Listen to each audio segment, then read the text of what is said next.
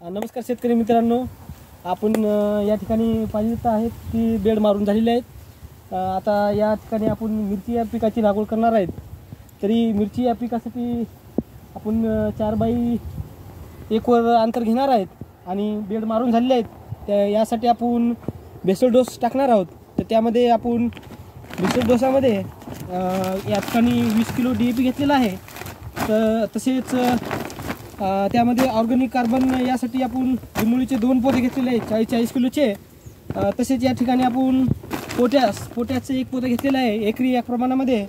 व तसेच 24-24 हा एक 50 किलोचं पोतं घेतलेलं आहे।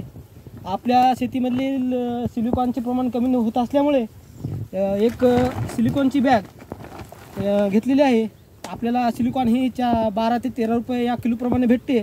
तर शेतकऱ्यांना असं सांगू शकतो की सिलिकॉन हा जमिनीमध्ये टाकावा, प्रत्येक पिकासोबत सिलिकॉनचा वापर करावा।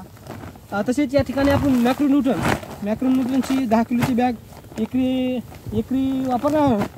तरी या सर्व बेसल डोसाचे एकत्रित मिश्रण करून बेडवर योग्य रीतीने टाकून घ्यावे व त्यावर मल्चिंग हे आतरणार आहोत।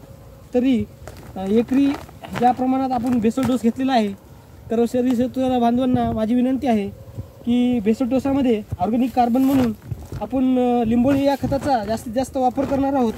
तरी सर्व शेतकऱ्यांनी लिंबोळी तसेच सिलिकॉनचा वापर करावा ही माझी नम्रतेची विनंती आहे। धन्यवाद मित्रांनो।